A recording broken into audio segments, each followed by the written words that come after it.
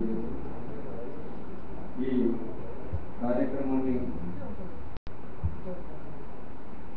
నిర్వహిస్తున్నటువంటి Telangana resource centre నిర్వాహకులకు, ముఖ్యంగా వేదకుమార్ గారికి, తెలంగాణ డిబేట్ పక్షాన వారికి ధన్యవాదాలు తెలియజేస్తున్నా.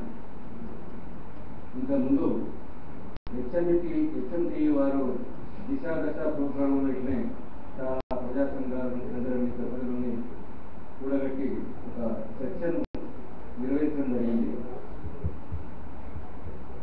దాంతో తెలంగాణ ప్రాంతంలో ప్రజల యొక్క ఆకాంక్ష ఎంత బలమైందో కొంత మీడియా ద్వారా ఆ ఛానల్ ఖచ్చితంగా చెప్పుకోవచ్చు. అదే క్రమంలో ఇవాళ టీఆర్సీ సమాజంలో ఒక కీలక పాత్ర పోషించేటువంటి ఒక ఉపాధ్యాయ వర్గాన్ని ఒక తాటి మీదకి తీసుకొచ్చే ఒక సదాశయం కోసం ఒక ప్రయత్నం చేస్తుందని చెప్పి నేను భావిస్తున్నాను. తెలంగాణ ఉద్యమం తొలిమని దశల్లో ఉపాధ్యాయుల యొక్క పాత్ర, ఉపాధ్యాయ సంఘాల పాత్ర, తెలంగాణ ఉద్యమానికి సంబంధించి తెలంగాణ ప్రాంతంలో అయితే తొలి దశ ఉద్యమైనటువంటి 69 జై తెలంగాణ ఉద్యమం కావచ్చు. ఆ తర్వాత 97లో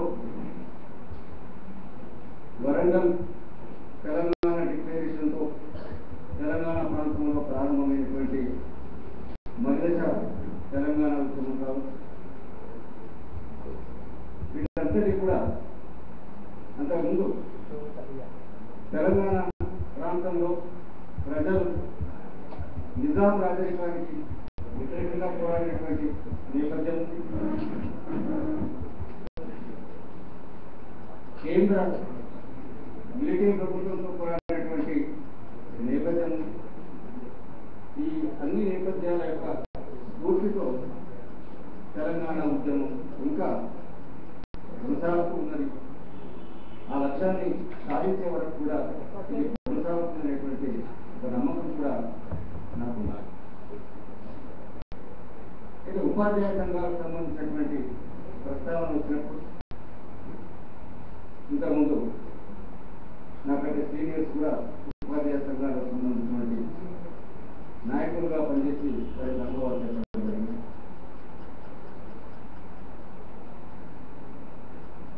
ముఖ్యంగా ఉపాధ్యాయ సంఘాల్లో వామపక్ష భావజాలం ఉన్నటువంటి ఉపాధ్యాయ సంఘాలు, ఒక సామాజిక దృక్పథంతో పనిచేస్తున్నటువంటి ఉపాధ్యాయ సంఘాలు. అంతకుముందు మా తెలంగాణ ప్రాంతంలో అటువంటి సంస్థ లేకుండా, ముఖ్యంగా 83 తర్వాత ఏపీటీఎఫ్ తెలంగాణ ప్రాంతానికి విస్తరణ జరిగిన తర్వాత తెలంగాణలో ఉన్నటువంటి తెలంగాణ ఉద్యమ పూర్తి కలిగినటువంటి ఉపాధ్యాయులు కార్యకర్తలుగా ఉపాధ్యాయ ఉద్యమాలకు వచ్చి తెలంగాణ ప్రాంత ఉపాధ్యాయుల మీద ఒక గణనీయమైనటువంటి ప్రభావితం చేశారనే దాంట్లో అనుమానం లేదు. ఆంధ్ర ప్రాంతంలో, కోస్తా, రాయలసీమ ప్రాంతాల్లో స్వాతంత్రోద్యమ స్ఫూర్తి వాళ్ళకు ఉండవచ్చు, కానీ తెలంగాణ ప్రాంతంలో తెలంగాణ ప్రజా ఉద్యమాల యొక్క స్ఫూర్తి, దాని యొక్క శక్తి నడిపిస్తుందని చెప్పి చెప్పడంలో సందేహించారు. ఇంతకుముందు అక్క కూడా మాట్లాడినట్టు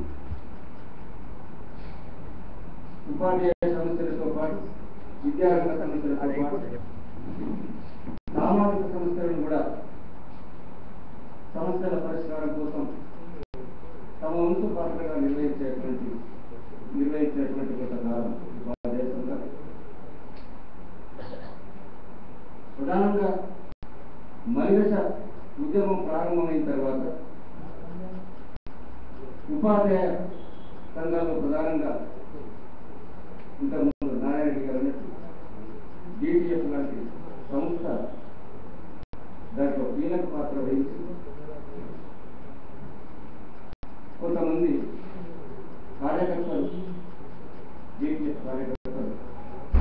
క్రియాశీలకంగా పనిచేసి ప్రభుత్వ నిర్బంధానికి అణచివేతకు గురై ప్రాణత్యాగాలు చేసినటువంటి సందర్భం.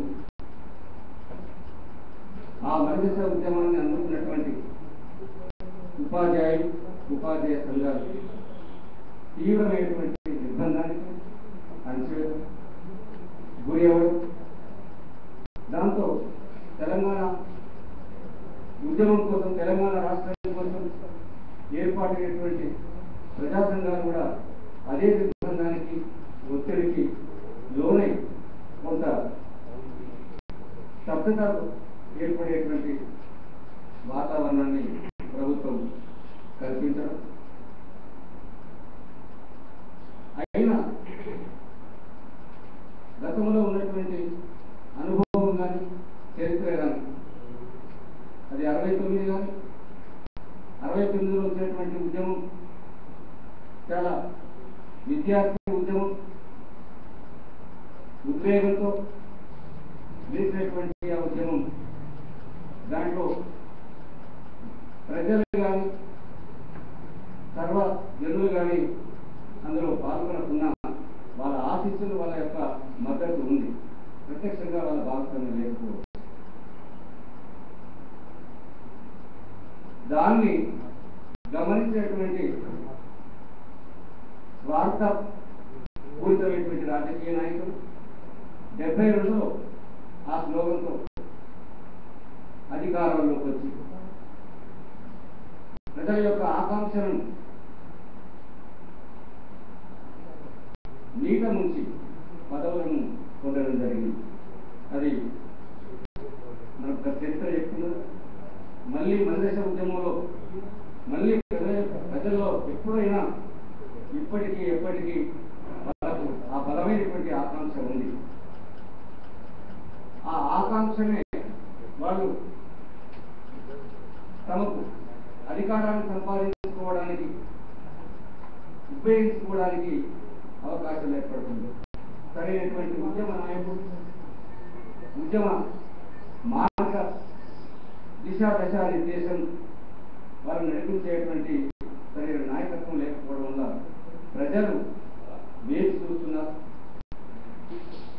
ఆ విధంగా మలిదశ ఉద్యమం తర్వాత మళ్ళీ ఒక రాజకీయ పార్టీ రంగంలోకి వచ్చి మళ్ళీ ప్రజల్లో ఆచరణ రేకెత్తించి ఈ 10 సంవత్సరాల కాలంలో ఎన్నికలు, ఉప ఎన్నికలు, ఉద్యమాలని నడుస్తున్నట్టుగా ప్రజల్లో కొంత భ్రమలను కల్పించడం జరుగుతున్నది. ఈ అనివార్యమైనటువంటి పరిస్థితుల్లో ఉపాధ్యాయ సంఘాల యొక్క పాత్రకు సంబంధించి ప్రత్యక్షంగా ఉపాధ్యాయ సంఘాల పాత్ర లేకున్నప్పటికీ ఉపాధ్యాయుల పాత్ర ఉంది. ఉపాధ్యాయులు ఆయా సంఘాల్లో, ఆయా ప్రజా సంఘాల్లో కార్యకర్తలుగా వాళ్ళ బాధ్యతలు నిర్వర్తించారు. కానీ తెలంగాణ లాంటి ఉద్యమానికి సంబంధించి పాల్గొనడంలో ఉపాధ్యాయ సంఘాలు నిర్దిష్టంగా వాళ్ళు నిర్ణయం తీసుకున్నటువంటి పరిస్థితి లేదు. అందరికీ ఇంతకుముందు మాట్లాడేటువంటి భక్తులు వాళ్ళకు ఉండబడేటువంటి రాజకీయమైనటువంటి నిర్ణయాలు కావచ్చు, నాయకత్వం కోసం కావచ్చు, స్వార్థం కోసం కావచ్చు, దానివల్ల మరింత చైతన్యంతో ప్రత్యక్షంగా ఉద్యమాల్లో పాల్గొనకపోవడానికి వాళ్ళకు ఉన్నటువంటి పరిమితులు కావచ్చు. ఇవాళ ఏపీ సంఘాలుగా ఉన్నటువంటి ఉపాధ్యాయ సంఘాలు తప్పనిసరి ప్రజల యొక్క ఆకాంక్ష, ప్రజల యొక్క ఒత్తిడి మేరకు ఇవాళ రాజకీయ పార్టీ, అన్ని రాజకీయ పార్టీలు ఎక్సెప్ట్ ఒక సిపిఎం తప్ప ఇవాళ రాష్ట్రంలో ఏ రాజకీయ పార్టీ అయినా తెలంగాణ ప్రత్యేక రాష్ట్ర ఏర్పాటును వ్యతిరేకిస్తున్నాయంటే లేదు. దానికి ఉన్న సీట్లేని పార్లమెంట్లో కానీ, అసెంబ్లీలో కానీ అయినా తెలంగాణ రావడం లేదు.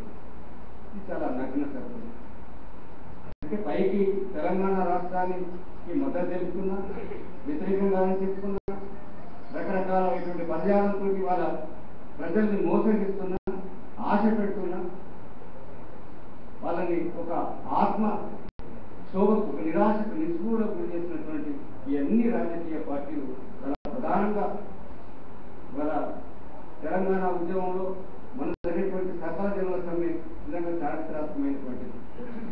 నిజంగా అటువంటి ఆ పరిస్థితి అప్పుడు ఆ ప్రజల యొక్క స్పందన, ఉద్యోగులు, ఉపాధ్యాయులు, కార్మికుల యొక్క ఆ స్పందన, ఆ పోరాట స్ఫూర్తి కనుక చూసినట్లయితే నిజంగా నేను కూడా తెలంగాణ ఇక ఆగదు అని చెప్పి అనుకోవడం జరిగింది. అంతకుముందు చట్టదిన సౌకర్యాల ముందు నిరాహార దీక్షలు జరిగినాయి 2009లో 10లో. ఆ సందర్భంగా కూడా చాలా సభలో నేను మాట్లాడవలసి వచ్చినప్పుడు నేను ఇట్లా ధర్నాలు, నిరాహార దీక్షల కంటే ఇవాళ అరబ్ కంట్రీస్లో ఒక టునీషియా కావచ్చు, ఈజిప్ట్ కావచ్చు, అక్కడ సాయుధ పోరాటాలు కావచ్చు జరిగింది. ప్రజల యొక్క నిరసన వెల్లువెత్తడంతో మొత్తం రాజధానులను, పరిపాలన ప్రాంతాలను స్తంభింపజేయడంతో అక్కడ ఉన్నటువంటి నియంత్రణలు పారిపోయినటువంటి సందర్భం ఉంది. అట్లాంటి ఉద్యమం తెలంగాణ ప్రాంతంలో వస్తే తప్పనిసరి ఈ పాలకులు అనివార్య పరిస్థితిలో తెలంగాణ రాష్ట్రాన్ని ప్రకటించేటువంటి ఒక స్థితి దశ వస్తుంది. అట్లాంటిది రావాలని చెప్పి అనుకోవడం, సకల జనుల సమ్మె అందుకు ఒక నిదర్శనంగా భావించడం జరిగింది. అయినా ఏం జరిగింది? సకల జనుల సమ్మెలో నిజంగా కుల సంఘాలు, ప్రజా సంఘాలు, ఉద్యోగ, ఉపాధ్యాయ, కార్మిక సంఘాలన్నీ కూడా ఉద్వేగంతో పోరాటాల్లో పాల్గొంటే రాజకీయ పార్టీలు అందులో ఆ పరిస్థితిని వాళ్ళు ఉపయోగించుకోకుండా, వాళ్ళు చెప్పేటువంటి రాష్ట్ర సాధన లక్ష్యాన్ని వాళ్ళు సాధించకుండా ఈ సమ్మెను బలహీనపరచడంలో తప్పనిసరి వాళ్ళు కేంద్ర పాలకులకు అనుకూలంగా వ్యవహరించి దాన్ని విఫలం చేయడం జరిగింది. అయినా ప్రజలు మాత్రం ఓడిపోలేదు. మళ్ళీ అంతకంటే రెట్టింపు ఉద్యమాన్ని చేయడానికి కూడా సిద్ధమవుతారనేటువంటి విషయాన్ని, సాధిస్తారనేటువంటి విషయాన్ని మరి పాలకులు గుర్తిస్తే మంచిది. ఇక ఇప్పటికైనా టీఆర్సీ ఆశిస్తున్నట్లుగా కనీసం తెలంగాణలో ఉన్నటువంటి ఉపాధ్యాయ సంఘాలు తమ ఏ భావజాలంతో ఉన్నా ఇవాళ ప్రజల యొక్క ఏకైక ఆకాంక్ష అయినటువంటి తెలంగాణ రాష్ట్ర ఏర్పాటు, తెలంగాణ రాష్ట్ర ఏర్పాటు వలనే అన్ని సమస్యలు పరిష్కారం అవుతున్నటువంటి ఒక ఆశతో ఉన్నటువంటి ప్రజల ఆకాంక్షను తీర్చడం కోసం ఉపాధ్యాయ సంఘాలని ఒక్క తాటి మీదకి వచ్చి, ఇంతకుముందు నర్సిరెడ్డి గారు అన్నట్టు ఒకే ఒక ఫెడరేషన్ పేరుతోటి అందులో క్రియాశీల పాత్ర పోషించాల్సినటువంటి అవసరం ఉంది. ఇంకా క్రింది స్థాయిలో, గ్రామ స్థాయిలో ప్రజలతో దగ్గరగా ఉండేటువంటి ఉపాధ్యాయ వర్గం కాబట్టి ఇంకా ప్రజలను, విద్యార్థులను చైతన్యపరిచి ఆ ఉద్యమంలోకి తీసుకొని వచ్చి దానికి ఒక దశను మార్గం చూపించడంలో ఉపాధ్యాయ సంఘాలు కీలక పాత్ర వహించాలని చెప్పి ఆశిస్తూ, ఆ మేరకు మా వంతు తెలంగాణ టీచర్స్ కర్తవ్యాన్ని తప్పనిసరి నిర్వహిస్తుందని చెప్పి